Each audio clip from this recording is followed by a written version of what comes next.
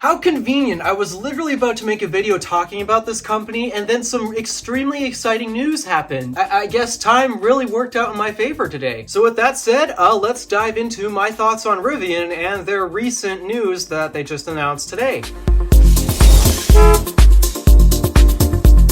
It's no secret that America loves their pickup trucks. I mean, just look around. Literally 1/4 of the vehicles I see on the road are nothing but pickup trucks. Occasionally, I'll see nothing but half of them on the road being pickup trucks. So clearly, Americans love their pickup trucks to a very annoying extent, if I'm being honest, because quite often a lot of those pickup drivers, they're not exactly the nicest people who drive and consider people on the road. It leads to me being very annoyed and frustrated with most of those pickup drivers. But I've also mentioned in other videos past on, say, my thoughts on the Cybertruck, for example, I've mentioned how I genuinely hate big trucks, and that's what the Cybertruck is. It's a big truck. And that's really the case with basically the majority of pickup trucks on the market. Chevy Silverado, GMC Sierra, Ford F-150, Ram 1500, all of those trucks, I hate them. Not because they're necessarily bad vehicles, I hate them because they are big and ginormous, and I love how people explain, but you can see everything out from the window. You're the king of the road. You got the best view and all that. Bullshit. I've driven one myself and I've hated it because I can see basically nothing out the front. I have no clue where the bumper is. I have no clue where the rear bumper is. So yeah, I'm calling BS on that one, everyone. And as a result, it just leaves me to hate so many of these pickup trucks on the market. And I really hate how every single generation, every time they redesign one of those trucks, they always have to expand the dimensions. I kid you not. Every generation of Chevy Silverado, GMC Sierra, Ford F-150, Ram 1500, every single time a new one comes out, it's always getting bigger. There is never a dimension that shrinks, and it drives me nuts because these things aren't big enough. They're already hogging so much space on the roads. Parking spaces are getting a little tight for those things, if I'm being honest, and that is why I hate full-size trucks. They're just too big. I'm sorry. They're too big for me to drive. They're too big. They're getting a little too big for our roads today, especially when the only reason we buy pickup trucks is evidently literally the same reason we buy sedans. Now, yeah, there are some actual people who actually use their truck for what it is intended to do, haul stuff, do work. But for the most part, most people buy a pickup truck just to make them look like they do work instead of buying a sedan to do literally the same thing, just to get you from point A to point B, say get you to work or the store and such. Okay, so if I hadn't made it clear, yeah, I hate big pickup trucks. And that is why out of all the pickup trucks on the market, I love the mid-size ones. I've made a review of a Chevy Colorado, and despite that, I have a little bit of complaints with GM not actually updating that thing because, I mean, take a look at it. For a 2022 model year, that text kind of aged a little bit, so they kind of needed to update that. But I love driving it because I love the size of that truck. I also love other trucks that are, well, in its class size, but also even smaller. Ford and Hyundai actually came out with pickup trucks that are even smaller than the Chevy Colorado. So I'm a huge fan of the mid-size and compact pickup trucks because those apparently are now about roughly the same size as full-size pickups from roughly 20 years ago. I've done a size comparison. They literally seem like the exact same dimensions. That's how much full-size pickup trucks have grown. I kid you not.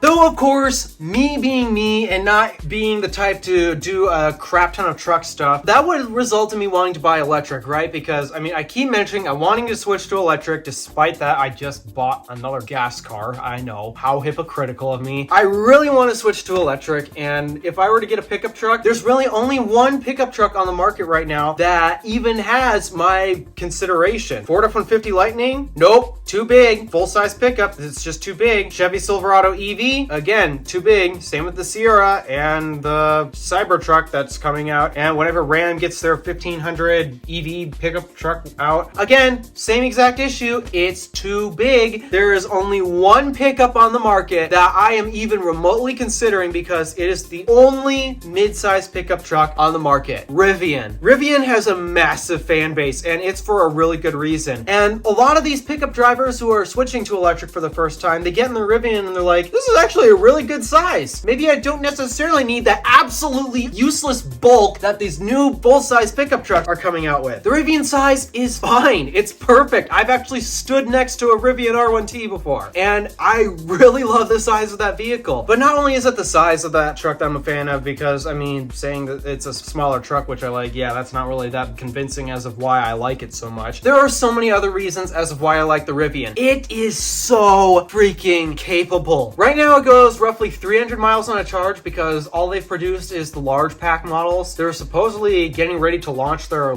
max pack, but still waiting. I don't know when that's coming out. But getting up to 300 miles on a charge, it's not the most efficient vehicle out there because it's shipping with so far a 135 kilowatt hour battery pack, which is the large pack. I'm trying to remember the size of the max pack. I think it's around 160 kilowatt hours or something like that, which makes sense. It's a truck. It's not exactly the most aerodynamic design out there, though it is more aerodynamic than many other vehicles. That, and at the moment it's powering 4 motors. And okay, there is dual motor version available at some point when, seriously, Rivian, why is it taking you so long to launch other powertrain options? But yeah, that ought to get very interesting to see when those models come out. But for the most part, that truck is pretty good on range and power. In terms of doing basic light duty truck stuff, like not really any heavy duty thing that real full-size truck buyers would buy a truck for. It's great for hauling around your light outdoor equipment in the bed, and actually it is very great at towing, despite that, yeah, just like every other pickup truck, your range basically gets cut in half. Not because of the weight of what you're pulling, but because of aero of what you're pulling. That is really what defines how much range you lose when it comes to towing. It's really the aerodynamics of what you're towing. And the best way I can describe it is what it's capable of is fairly reasonable for that class of vehicle. And I can understand why so many Rivian buyers absolutely love their truck, especially when they're actually putting it to use. It's a capable little vehicle that, yeah, people love it. I'm happy. I'm not Englishing.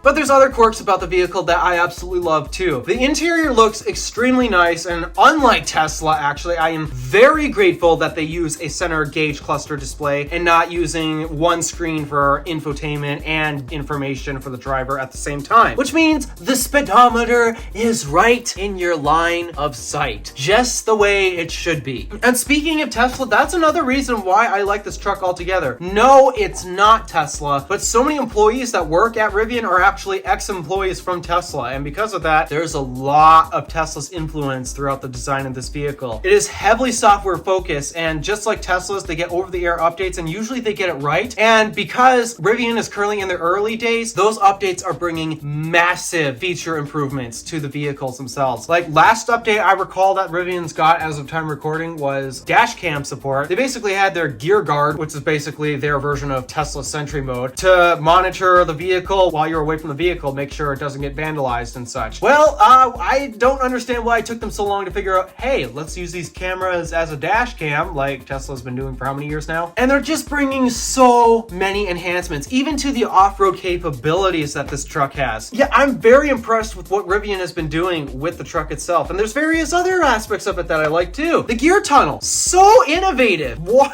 does no other truck manufacturer thought of this? Okay, maybe that's where the gas tank goes or something. I'm not entirely sure how those trucks are designed, but what a genius idea. I gotta give Rivian so much credit for that gear tunnel design. I love it. So nice. And the frunk is also spacious. I do prefer the F-150 Lightning's frunk design because it removes the fake grille with it, making it easier to access the frunk compared to the Rivians where you have to reach over that fake grille and the headlights and such to actually get into the frunk itself. So yeah, minor detail, but still fairly sizable frunk, and unlike Tesla, it's powered. Why do Teslas still not have a power frunk? Now, I get it, the prices for these things are astronomically high, especially for a truck. But you gotta admit, when you take a look at this thing, it is so capable that I can understand why people will justify those extremely high prices for this brand new electric truck from this startup that we've heard about them for so many years, but we've been waiting so many years for them to finally deliver a product, which they started doing a little more than a year ago. And let's just say Rivian's got a real solid product on their hands. And now it's become even more solid of a product with this news I'm about to announce. For those of you who have watched this channel for the past, I can't recall a year or so, you might be aware that I talk a lot about electric vehicle charging. And this is where the news finally gets interesting. Despite that Rivian was the only pickup truck I would have considered buying if I ever needed a pickup truck, I still wouldn't have been able to buy it because of this one fundamental issue that still a lot of the industry has today. Though at the moment,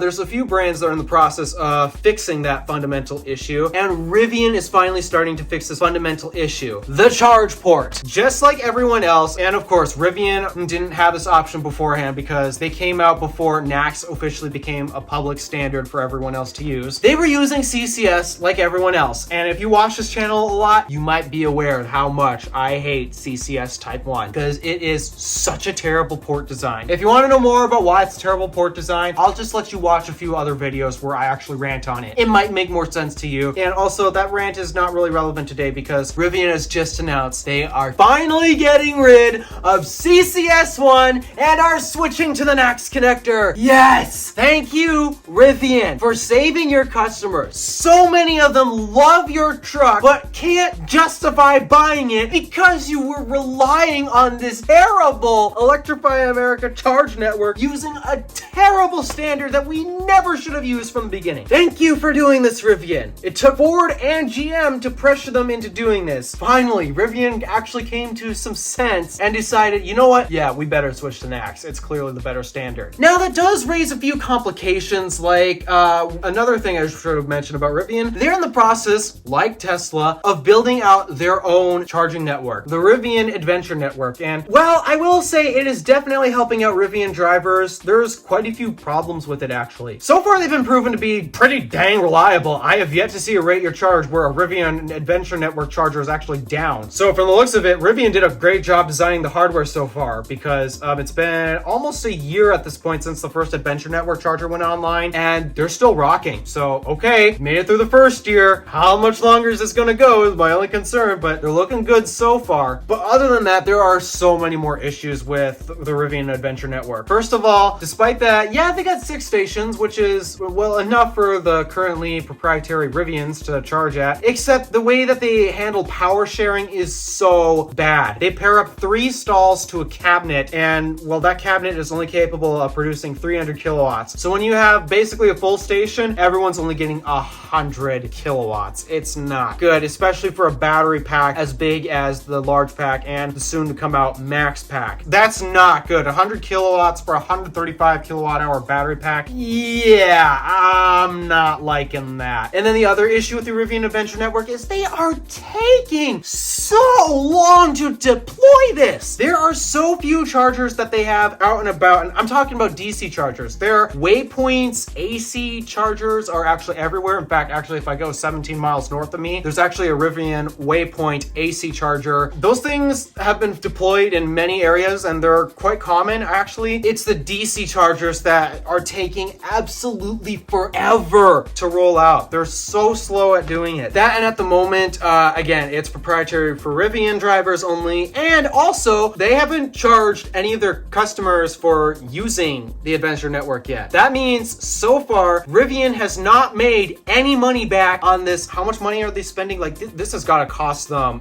millions of dollars to do. They're spending millions of dollars on this, and so far, they haven't even made a single penny off of it because they haven't charged their first customer yet. So them switching to NACS, this is definitely going to cause some complications for the Adventure Network because, of course, it's currently CCS at the moment. So what are they going to do with that? I'm genuinely curious to see what they're planning on doing. Are they going to add a second NACS cable to it so that way their chargers are now CCS and NACS compatible for all of their Rivian vehicles because, well, all of their vehicles currently have CCS at the moment. I'm curious to see how they're going to handle that, but I am just so grateful that they are switching to NACS in the first place because it is clearly the better connector. And it also grants them access to the supercharger network. That's good. Rivian drivers will soon get a much more reliable charging experience than what they can get on EA for the most part because Rivian drivers are still relying on Electrify America and not Rivian's own charging network because seriously, they're taking so long to get this out there. There are so few Adventure Network chargers out there. So because of this announcement, I have to say that now if I were in the market for a pickup truck, that's the one I'm getting. The NACS version, of course, not CCS. You know, I